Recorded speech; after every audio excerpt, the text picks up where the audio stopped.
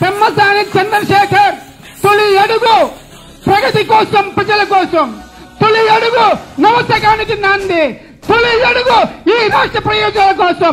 తొలి అడుగు ఈ అమరావతి ప్రజల కోసం.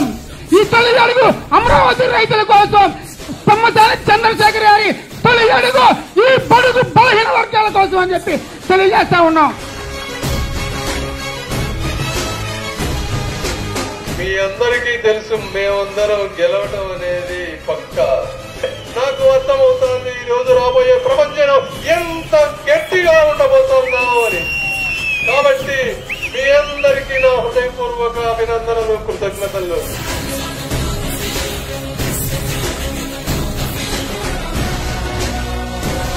జై చంద్రబాబు, జై పవన్ కళ్యాణ్, జై అమరావతి, జై అమరావతి.